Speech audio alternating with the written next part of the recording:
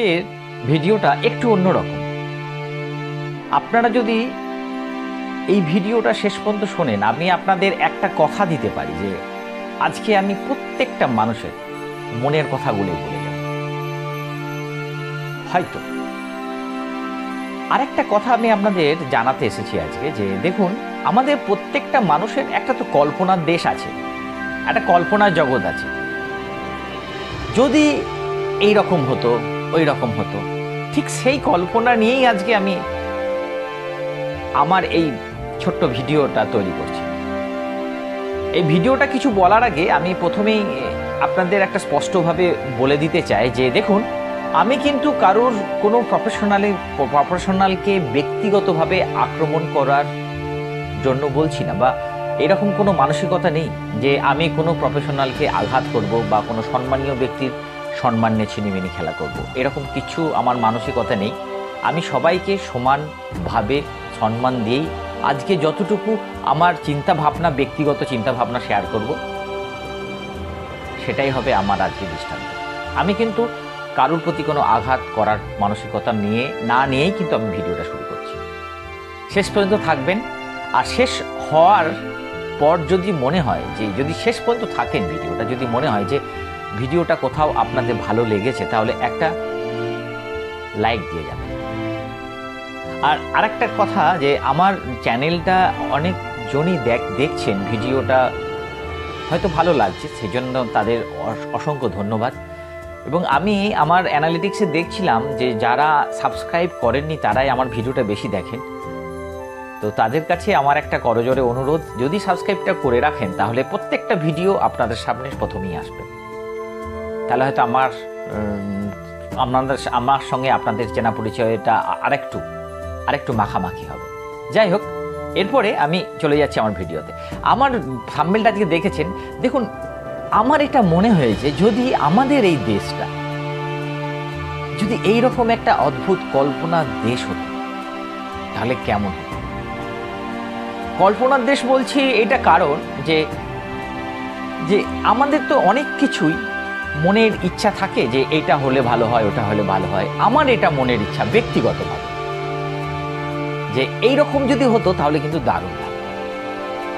দেখুন, মানে কয়েকটা জায়গা আমি চিন্তা করলে আমার মনে বা আমার কপালে একটু ভাঁজ হয়ে পড়ে।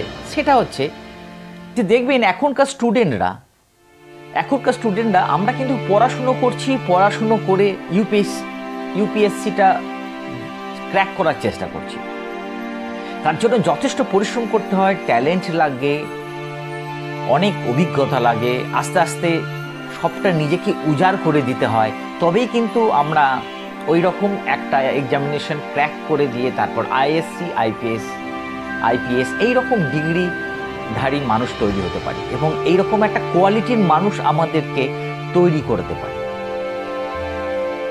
অদ্ভুত লাগে আমার একটা জায়গাতে, যে এত পড়াশুনো করে, এত কঠোর পরিশ্রম করে যখন আমি এত বড় ডিগ্রি অর্জন করলাম, এত সম্মান পেলাম, বাড়ির লোকে যখন হৈ হৈ করছে আমার সন্তান এইরকম একটা, অথচ দেখুন সেই মানুষটা স্বাধীনভাবে কোথাও কাজ করতে পারে। সেই মানুষটা তার থেকে অনেক ডিগ্রি কম মানুষের কাছে মাথা নত করে চলতে হয়, অন্যায়ের সঙ্গে আপোষ করতে হয়। এইরকম হয় না? হয়তো আপনি রিলেট করতে পারছেন আমাকে। এইরকম হয়, ম্যাক্সিমাম ক্ষেত্রেই কিন্তু এইরকমই হয়। আমি সেই মানুষের কাছে মাথা নত করি যে মানুষটা আমার থেকে অনেক কোয়ালিটি খারাপ। আমি কারোকে অসম্মান করছি না, মানে এইরকম যদি হতো যে আমি একটা কোয়ালিটি অর্জন করেছি এতদিন ধরে পরিশ্রম করে, তারপরেও যদি আমি একটা আমার থেকে বেটার কোয়ালিটির মানুষের কাছে যদি আমি সব দিক থেকেই বেটার, কোয়ালিফিকেশন থেকে আরম্ভ করে তার কাছে মাথা নত করলে কিন্তু আমার বুকটা চওড়া হয়ে যায় না? একদম হয়ে যায়। দেখবেন আমরা যখন টিচারের কাছে যাই, কোনো কিছু শিখতে যাই, তখন কিন্তু আমাদের মনে এটা কখনোই জাগে না যে আমার টিচার আমার থেকে অনেক কম জানে। আমরা এটা জেনেই যাই যে আমার ওইখানে কিছু শেখার আছে। কিন্তু আমাদের এই রকমই একটা সমস্যা থেকেই যায়। তো আমার কল্পনার দেশ এটাই হবে, যদি আমাদের দেশ এইরকম হতো যে যারা যে কোয়ালিটির মানুষ আছেন তারা তার থেকে এক্সট্রা অর্ডিনারি, তার থেকে আরেকটু কোয়ালিটির মানুষ, সব দিক থেকেই তাদের কাছে যদি মাথা নত করা যেত, তাদের কথা শুনে চলতো, অন্যায়ের আপোষ করতে না হতো, তাহলে সেই দেশটা সত্যি শ্রেষ্ঠ আসন গ্রহণ করতে অবশ্যই ভালো লাগতো।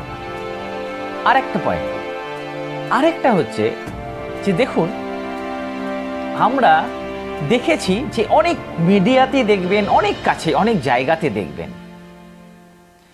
এখন আমাদের কথাবার্তার মধ্যে একটা অশ্লীল শব্দ কিন্তু আমরা ব্যবহার করি।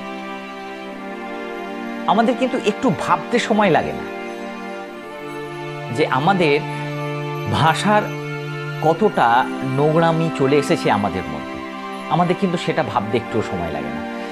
অথচ আমি একটা জিনিস দেখেছি, যে আমি প্র্যাকটিক্যালি দেখেছি যে কিছু মানুষ কোনো একটা খারাপ কাজকে প্রতিবাদ করছে অশ্লীলভাবে। আমি কি মনে করি যে আমি একজন শিক্ষিত মানুষ হয়ে যদি একটা অশ্লীল ভাষায় কোনো মানুষের অন্যায়কে যদি প্রতিবাদ করি, তাহলে আমার কোয়ালিটিটা কোথায় গেল? আমি কার কথা শুনবো? যার চোখে মুখে একটা সততা, একটা ভাষার পরিবেশনটা সুন্দরভাবে গোছানো থাকবে, যা কথা শুনলে মন ভরে যায়, সেরকম মানুষের কাছে যদি প্রতিবাদী কণ্ঠ থাকে, তাহলে কত ভালো লাগে বলুন তো। এখন আমাদের না এতটা ইজি হয়ে গেছি, এতটাই আমরা ওই অশ্লীল কথাবার্তা শুনতে ভালোবাসি, বলতে ভালোবাসি, যে আমরা বুঝতেই পারি না যে আমাদের নেক্সট জেনারেশন আস্তে আস্তে কোথায় চলিয়ে যাচ্ছে। আপনি রাস্তাঘাটে যান, ট্রেনে বাসে যান, দেখবেন একটু বন্ধু বান্ধব, ইয়ং ছেলে, বয়স্ক মানুষ যারাই একে অপরের সঙ্গে কথা বলে বন্ধু সার্কেলে, দেখবেন কতটুকু তারা একে অপরকে সম্মান দিয়ে কথা বলে, খুব কম বলে। তাহলে আমার কল্পনার দেশটা সেটাই, যদি এমন মানুষ হতো যে প্রত্যেকজনা মানুষের মধ্যে কথা বলার পরিবেশনটা সত্যি অদ্ভুত।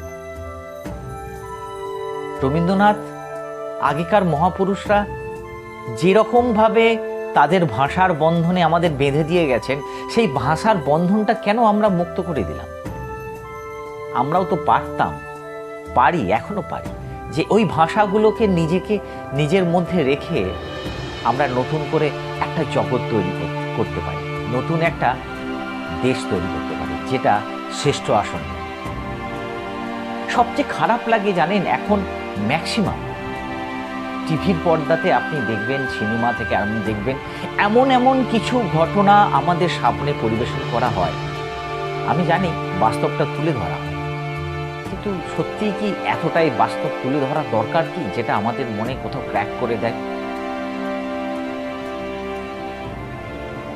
ওটা অন্যভাবেও তো বলা যায়, আমার মনে হয়। আমি কিন্তু কারোকে আঘাত করার জন্য বলছি না, এটা আমার ব্যক্তিগতভাবে। যদি কারোর আঘাত হয়ে থাকে আমাকে ক্ষমা করবেন।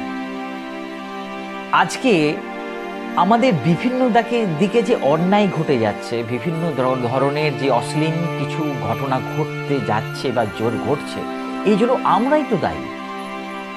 আমাদের কথাবার্তা এত অশ্লীল হয়ে গেছে যে আমাদের পরিবেশটাই অশ্লীলের দিকে চলে যাচ্ছে।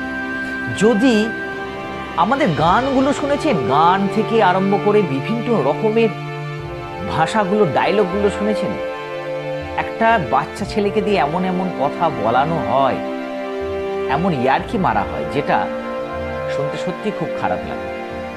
আগেকার মহাপুরুষরা যদি এইগুলো দেখে যেতেন, তাহলে সত্যি তারা ভাবতেন যে আমরা যে জগৎ তৈরি করে দিয়ে যাচ্ছি, বিবেকানন্দ, স্বামী বিবেকানন্দ থেকে আরম্ভ করে কত মহাপুরুষ আছেন, তারা আজকে সত্যি খুব মাথা নত করে লজ্জিত হতেন। আমার এটা স্থির বিশ্বাস। তো আমরা ওই জায়গা থেকে নিজেদের তৈরি করতে পারি।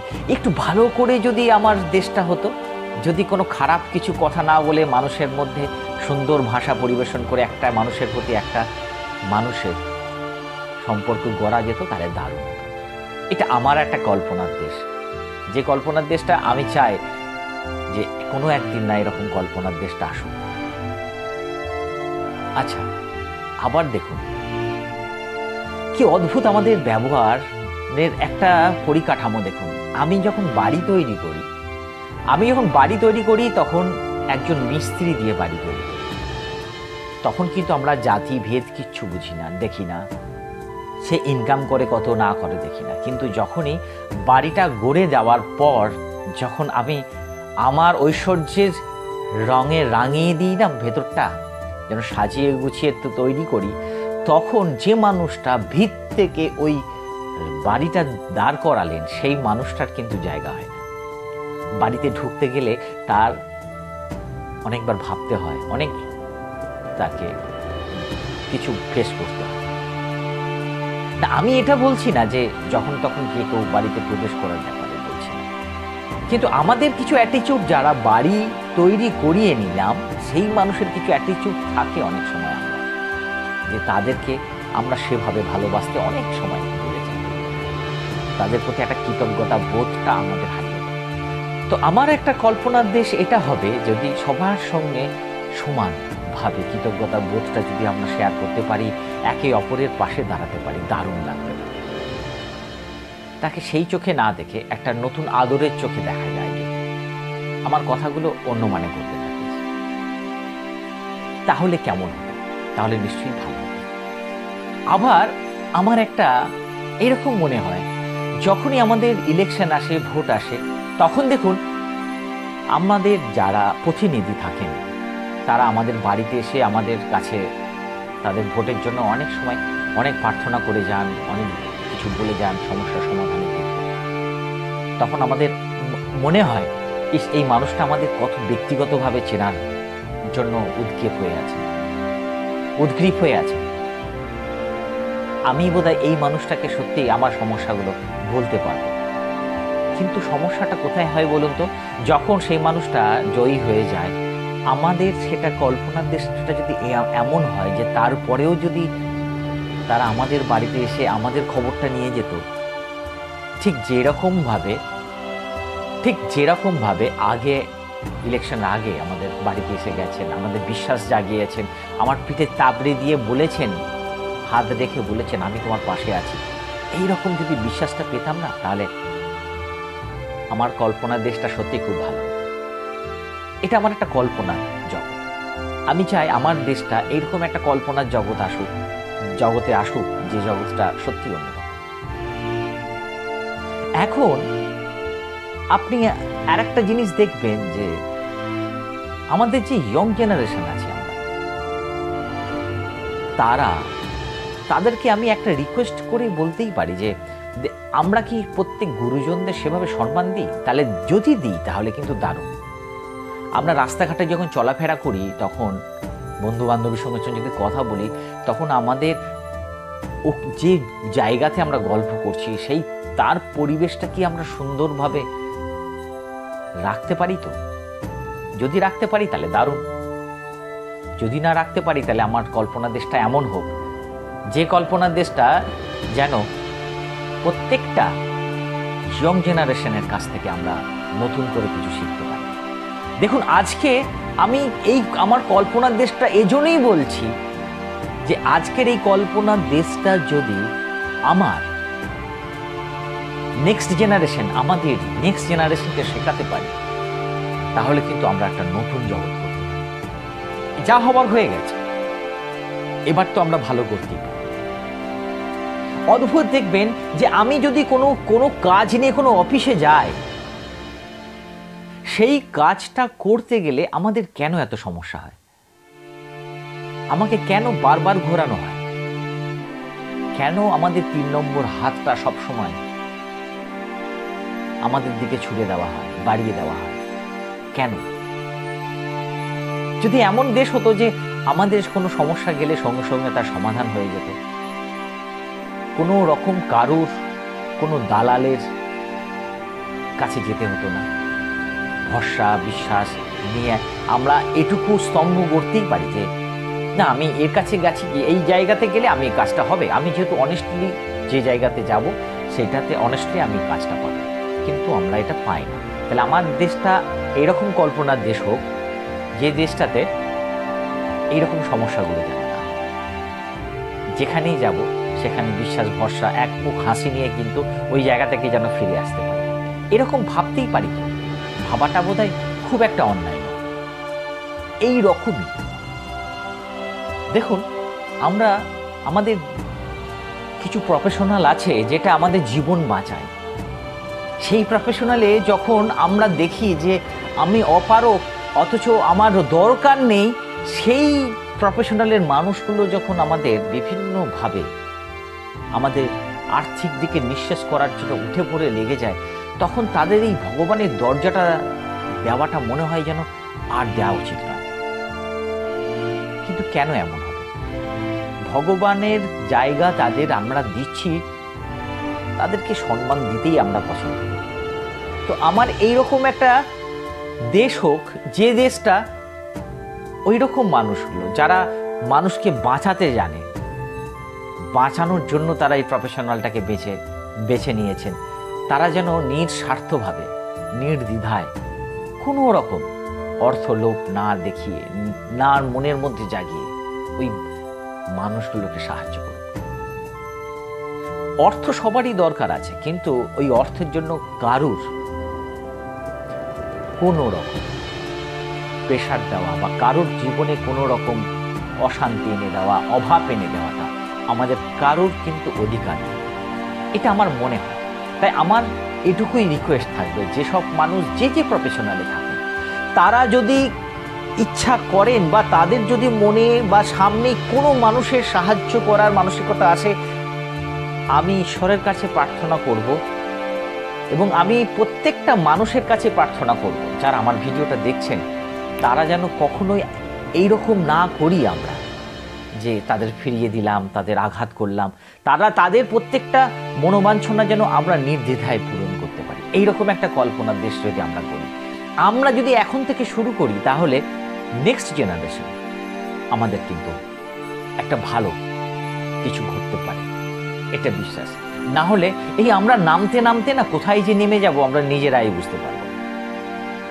আর একটা আমার মনে হয়, এটা হয়তো বলাটা ঠিক হবে জানি না, তবু আমি জাস্ট একটা ইনফরমেশন আমি আপনাদের সঙ্গে কল্পনার দেশ হিসাবে আমি আপনাকে শেয়ার করছি।